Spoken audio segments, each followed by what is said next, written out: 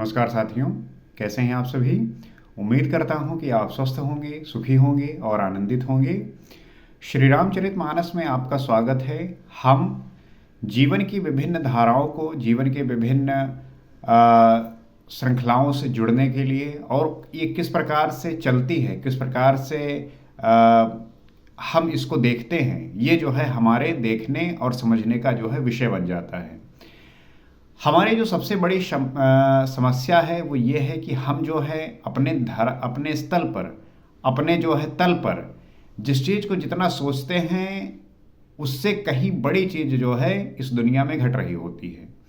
हमें लगता है कि इस दुनिया को हम ही समझते हैं, हमें लगता है कि इस दुनिया से हम ही वाकिफ़ हैं, लेकिन एक स्तर के ऊपर जो चीज़ें चल रही होती हैं हम जो है उससे परे होते हैं। और आम जनता का जो हाल है वो यही होता है। उसे लगता है कि हमें जो है खाना है, पीना है, सो जाना है और साधारण जीवन और शांतिपूर्वक जीवन को जीना है। लेकिन ये जो देश चलता है, ये जो दुनिया चलती है, यहाँ पे जो बड़े बड़े आप लोगों को देखते हैं वो किस प्रकार से उस जगह पहुँचते हैं, क्या चलता है, बैकग्राउंड में क्या चीज़ें होती हैं, उसके बारे में शायद उनको आइडिया नहीं होता, और होता भी है तो वो उसके डर के मारे जो है चुपचाप अपने ही शेल में बैठे होते हैं। हमें जो है इस शेल को तोड़ना होगा। हमारे भीतर का जो एक डरा हुआ व्यक्तित्व है उससे जो है निकलना होगा, क्योंकि वो जो व्यक्तित्व है आपको सदैव आपके सच्चाई से दूर करता रहता है। हमें सच्चाई को जानकर, उसको जो है समझकर तब जो है रिएक्ट करना होगा। हमारे समझ का विकास ये तभी हो सकता है जब हम अपने भीतर उस फायर को जगाएंगे, उस फायर को हम प्रकट करेंगे। हमारे भीतर का जो आग है वो कहीं ना कहीं हमारे डर की वजह से ही बुझ चुका है, और जब तक हम इसमें आग लगाएंगे नहीं अपने ज्ञान के स्रोत से, तब तक जो है ये जलेगा नहीं, तब तक जो है ये फैलेगा नहीं। तो मुझे पूरी आशा है कि आप जो है इस बात पर विचार करेंगे और इस बात को लेके आप अपने आप से प्रश्न करेंगे।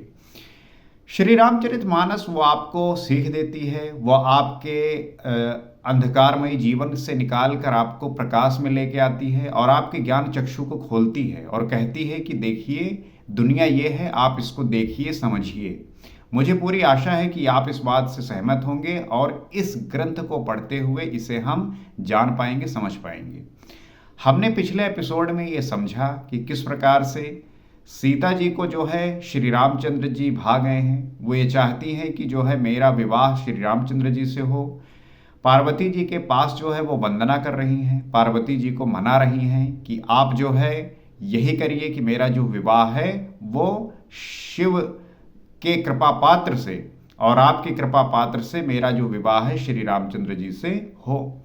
आगे की कथा गोस्वामी तुलसीदास जी किस प्रकार से रचते हैं, आइए देखते हैं और समझने का प्रयास करते हैं।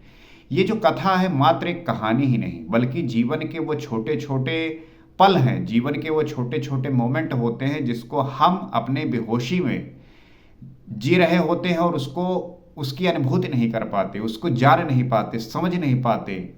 इसीलिए आपके जीवन में एक एक मोमेंट जो है बहुत महत्वपूर्ण है, तो इसको पूरी सजगता और होश के साथ जिए। आगे लिखते हैं, हृदय सराहत सिए लोनाई, गुर समीप गवने दो भाई, राम कहा सब कौसुक पाही, सरल स्वभाव छुअत छल नाही। हृदय में सीता जी के सौंदर्य की सराहना करते हुए दोनों भाई गुरु जी के पास गए। हृदय में सीता जी के सौंदर्य की सराहना जो है श्री रामचंद्र जी ने की। उसके बाद दोनों भाई गुरु जी के पास गए। श्री रामचंद्र जी ने विश्वामित्र जी से सब कुछ कह दिया, क्योंकि उनका सरल स्वभाव है, छल तो उसे छूता भी नहीं है। श्री रामचंद्र जी जो है विश्वामित्र जी के पास पहुंचे और जो सब कुछ हुआ वो जो है सब कुछ बता दिए, क्योंकि जो उनका स्वभाव है बड़ा सरल है, कोई छल नहीं है, कोई कपट नहीं है। लेकिन आज के समय में तो आप देखते होंगे कि ये जो पूरा संसार है ये किस प्रकार से जो है माया से ग्रस्त है। हर व्यक्ति के हृदय में वो छल, वो कपट जो है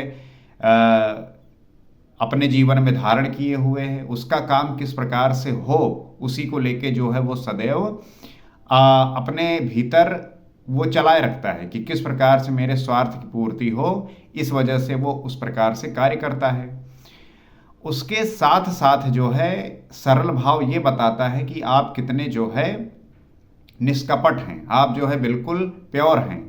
श्री रामचंद्र जी के स्वभाव से आप भी जो है ये सीख सकते हैं।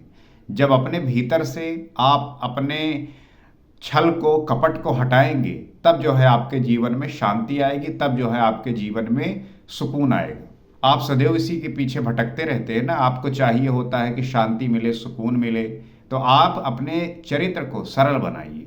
आप अपने अपने चरित्र को सरल बनाएंगे तो आपका जो जीवन है वो भी बिल्कुल सरल हो जाएगा। सुमन पाई मुन पूजा कीन्ही, पुन आशीष दो भाईन दीन्ही, सुफल मनोरथ हो तुम्हारे, राम लखन सुन भय सुखारे। फूल पाकर मुनि ने पूजा किया। चूंकि श्री रामचंद्र जी और लक्ष्मण फूल लाने के लिए बाग गए थे, वहीं पर सीता जी से मुलाकात हुई। उसके बाद वो फूल लाके मुनि को दिए, मुनि ने जो है पूजा किया, फिर दोनों भाइयों को जो है आशीर्वाद दिया कि तुम्हारे मनोरथ सफल हों। ये सुनकर श्री राम लक्ष्मण सुखी हुए। गुरु का जो आशीर्वाद है वो आपको जो है बहुत प्रोत्साहन देता है, आपको जो है मोटिवेट करता है, आपको जो है सदैव आपके कार्य के प्रति श्रद्धावान बनाता है, ऑनेस्ट बनाता है। इसलिए हमें अपने गुरु का कहा मानना चाहिए और गुरु का सम्मान करते हुए, उनके कार्य को करते हुए उनके कृपा पात्र बनने का प्रयास करना चाहिए। इस प्रकार से श्री रामचंद्र और लक्ष्मण से प्रसन्न होकर विश्वामित्र जी उन दोनों को ये आशीर्वाद दे रहे हैं कि तुम्हारे मनोरथ पूर्ण हो। हमें आज के जीवन में इसी आशीर्वाद की ज़रूरत है। आज के समय में लोग जो है सारे जो एक आदर भाव प्रस्तुत करना चाहिए सामने वाले व्यक्ति को, वो भूल चुके हैं। उन्हें ये पता नहीं है कि वो जो है किस प्रकार से जीवन को समर्पित करके हमें बड़ों का जो है सम्मान करना है, हमें उनसे सीखना है। एक्सपीरियंस से काफ़ी चीज़ें वो आपको बता सकते हैं। हालांकि एक्सपीरियंस, अनुभव के बोझ से बहुत सारे लोग दबे भी होते हैं, भले ही वो उम्र में बड़े हो जाते हैं लेकिन मूर्ख ही बने रहते हैं। लेकिन हमारा जो स्वभाव होना चाहिए वो ये होना चाहिए कि किसी व्यक्ति के पास किसी भी प्रकार का अगर एक्सपीरियंस है तो उससे जो है हम कुछ सीख सके, जान सके और अपने जीवन में अप्लाई करके अपने जीवन को जो है प्रभावी बना सके। कर भोजन मुनिबर विज्ञानी, लगे कहन कछ कथा पुरानी, विगत दिवस गुरु आयस पाई, संध्या करन चले दो भाई। श्रेष्ठ विज्ञानी मुनि विश्वामित्र जी भोजन करके कुछ प्राचीन कथाएं कहने लगे। उसके बाद जो है विश्वामित्र जी भोजन करके कुछ प्राचीन कथाएं कहने लगे। इतने में दिन बीत गया और गुरु की आज्ञा पाकर दोनों भाई संध्या करने चले। प्राचीन कथाएं कहे, भोजन किया और दिन बीत गया। फिर गुरु की आज्ञा पाकर दोनों भाई संध्या करने चले। प्राची दिस ससि वयो सुहावा, सिय मुख सरिस देख सुख पावा, बहुर विचार कीन मन माही, सिय बदन सम हिमकर नाही। उधर पूर्व दिशा में सुंदर चंद्रमा उदय हुआ। श्री रामचंद्र जी ने उसे सीता के मुख के समान देखकर सुख पाया। फिर मन में विचार किया कि यह चंद्रमा सीता जी के मुख के समान नहीं है। पूर्व दिशा में सुंदर चंद्रमा जो है उदय हुआ। जब श्री रामचंद्र जी ने उस चंद्रमा को देखा तो उसकी जो है तुलना उससे की। फिर मन में विचार आया कि ये चंद्रमा जो है सीता जी के मुख के समान नहीं है। आप देखेंगे जब आप किसी के प्रेम में होते हैं तो वो व्यक्ति आपके जो है सदैव आपके जो है सामने प्रकट होता रहता है। आपको लगता है कि वही व्यक्ति जो है हर जगह विद्यमान है और उसी का चेहरा जो है आपके आंखों के सामने नाचता रहता है।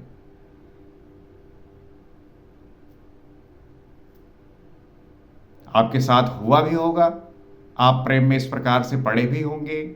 आपने क्या अनुभव किया था, आप जो है शेयर करिए, बताइए, क्योंकि वो जो समय होता है बड़ा ही जो है वर्णन करने योग्य नहीं है। वो जो व्यक्ति महसूस किया होता है वही इस बात को जान सकता है, समझ सकता है। जन्म सिंधु पुनि बंधु विषु, दिन मलिन सकलंक, सिय मुख समता पाव किम, चंदो बापुरो रंग। खारे समुद्र में तो इसका जन्म, फिर उसी समुद्र से उत्पन्न होने के कारण विष। इसका भाई दिन में ये मलिन शोभाहीन निस्तेज रहता है और कलंक की काले दाग से युक्त है। बेचारा गरीब चंद्रमा सीता जी के मुख की बराबरी कैसे कर सकता है। तो श्री रामचंद्र जी ने जब चंद्रमा की तुलना सीता जी के मुख से की तो वो कहने लगे कि नहीं, चंद्रमा जो है उतना खूबसूरत नहीं है, क्योंकि ये खारे समुद्र में तो इसका जन्म हुआ, फिर उसी समुद्र से उत्पन्न होने के कारण विष जो है इसका भाई हुआ। दिन में ये मलिन, शोभाहीन और निस्तेज रहता है, कलंक की काले दाग से जो है युक्त है। बेचारा गरीब चंद्रमा सीता जी के मुख की बराबरी कैसे कर सकता है।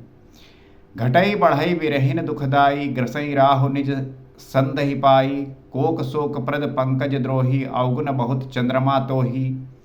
फिर ये घटता बढ़ता है और विरहिणी स्त्रियों को दुख देने वाला है, और चंद्रमा तो समय के साथ घटता बढ़ता रहता है, विरहिणी स्त्रियों को दुख देने वाला है। राहु अपनी संधि में पाकर इसे ग्रस लेता है, चकवे को चकवी के वियोग का शोक देने वाला, और कमल का बैरी उसे मुरझा देने वाला है। हे चंद्रमा, तुझमें बहुत से अवगुण हैं जो सीता में नहीं है। श्री रामचंद्र जी इस प्रकार से जो है उसकी तुलना कर रहे हैं। हालांकि आज के समय में विज्ञान ने इसके जो है कई सारे परतों से अलग किया है, लेकिन जिस समय तुलसीदास जी ने इस प्रकार का वर्णन किया था उस समय ज्ञान की सीमा इतनी ही थी। आज आपको पता है कि ये चंद्र ग्रहण, सूर्य ग्रहण और जो इसमें काला धब्बा है, ये सब क्यों है, आपको जो है ये साइंस के माध्यम से पता ही होगा। फिर भी यहाँ पे एक लेखक, उसकी जो बुद्धि की सीमा थी उस समय तक उसने जो है उसको इस प्रकार से वर्णन किया है कि ये जो है समय के साथ घटता बढ़ता रहता है, विरहिणी स्त्रियों को लिए जो है दुख देने वाला है, राहु अपनी संधि में जो है पाकर इसे ग्रस लेता है, चकवे चकवी के वियोग का शोक देने वाला है, कमल का जो है वैरी है, क्योंकि चंद्रमा के निकलने पे ही कमल जो है मुरझा जाते हैं। तो चंद्रमा तुझमें जो है बहुत सारे अवगुण है, तो सीता की बराबरी कैसे कर सकता है। वै देही मुख पटतर दीन है, होई दोष बड़ अनुचित कीन है, सिय मुख छब विद व्याज बखानी, गुर पही चले निशा बड़ी जानी। अतः जानकी जी के मुख की तुझे उपमा देने में बड़ा अनुचित कर्म करने का दोष लगेगा। जानकी जी की मुख की उपमा देने में बड़ा अनुचित लगेगा, क्योंकि इस प्रकार चंद्रमा के बहाने सीता जी के मुख की छवि का वर्णन करके बड़ी रात हो गई, जान वे गुरु जी के पास चले। इस प्रकार से श्री रामचंद्र जी चंद्रमा को देखते हुए ये तुलना कर रहे थे, और सीता जी के मुख की छवि का वर्णन जो है इस प्रकार से करते हुए बड़ी रात हो गई, और उसके बाद जो है वो गुरु के पास जो है गए। करमुनि चरण सरोज प्रणामा, आयसु पाई कीन्ह विश्रामा, विगत निशा रघुनायक जाके, बंधु विलोकी कहन असलागे। मुनि के चरण कमलों में प्रणाम करके आज्ञा पाकर उन्होंने विश्राम किया। देन ही decide to stay with guru. और ये होता है जब आप के मन में प्रश्न होते हैं, तब आप ये चाहते हैं कि आपके प्रश्नों का उत्तर जो है गुरु आपको दे, आपको समझाए। उसके बाद जो है मुनि के चरण कमलों में प्रणाम किया, आज्ञा पाकर उन्होंने विश्राम किया। रात बीतने पर श्री रघुनाथ जी जागे और भाई को देखकर ऐसा कहने लगे। रात बीत जाने पर श्री रघुनाथ जी जागे और भाई को देखकर कह रहे हैं क्या। वयो अरुण अवलोकहु ताता, पंकज कोक लोक सुखदाता, बोले लखन जोर जुग पानी, प्रभु प्रभाव सूचक मृदुवानी। हे तात देखो, कमल चक्रवाक और समस्त संसार को सुख देने वाला अरुणोदय हुआ है। लक्ष्मण जी जो दोनों हाथ जोड़कर प्रभु के प्रभाव को सूचित करने वाले कोमल वाणी बोले। तो श्री रामचंद्र जी ने ये देखा कि कमल चक्रवाक और समस्त संसार को सुख देने वाले जो है अरुणोदय हुआ है। लक्ष्मण जी दोनों हाथ जोड़कर प्रभु के प्रभाव को सूचित करने वाली कोमल वाणी बोले। अरुणोदय सकुचे कुमुद, उडगन ज्योति मलीन, जिम तुम्हारे आगमन सुनि भय नृपति बलहीन। अरुणोदय होने से कुमुदिनी सकुचा गई और तारागणों का प्रकाश फीका पड़ गया। जिस प्रकार आपका आना सुनकर सब राजा बलहीन हो गए। तो लक्ष्मण जो है ये कह रहे हैं कि अरुणोदय होने से कुमुदिनी जो है सकुचा गई, तारागणों का जो प्रकाश है वो फीका पड़ गया। जिस प्रकार आपका आना सुनकर जो है सारे राजाओं का जो है बल वो हीन हो गया। हम इसी प्रकार से किसी का जो है किसी की प्रशंसा करते हैं, हम उसके जो है उसके वास्तविकता से परिचित कराते हैं, और हमारी जो जिम्मेदारी है वो यही होनी चाहिए कि सदैव हम किसी व्यक्ति के उसके वास्तविकता से उसको रूबरू कराएं, उसके बताएं कि कि वो कितना पोटेंशियल उसमें रखता है, वो क्या कर सकता है, वो क्या प्राप्त कर सकता है, और उसकी जो समझ है वो इतनी प्रगाढ़ होनी चाहिए कि वो दुनिया को अपने बल से जो है, उसके प्रभाव से पूरी जो दुनिया है वो बलहीन हो जाए। जिस प्रकार से राम की उपस्थिति से सारे राजाओं का बलहीन हो गया, इस प्रकार का प्रभाव उत्पन्न करना चाहिए। हमें श्री रामचंद्र जी से यही सीखना है। ये कहानी एकमात्र नहीं, वो सीख है जिसे सीख कर आप अपने जीवन में वो क्रांति ला सकते हैं, जिससे आप पूरी तरीके से बदल जाएं। और इस चैनल का उद्देश्य यही है कि आप अपने भीतर को, अपने भीतरी जीवन को जो अंधकार से ग्रसित है उसमें दीपक जलाएं, अपने आप को परिवर्तित करें। मुझे पूरी उम्मीद है कि आप जो है इस कथा का आनंद ले रहे होंगे और इससे जो है सहमत होंगे। आप भी जो है अपने विचार को प्रकट करिए, ताकि साथ में मिलकर हम इन बातों को जान सकें, समझ सकें। आज इतना ही। अगले एपिसोड में आपसे फिर मुलाकात होगी। सीताराम।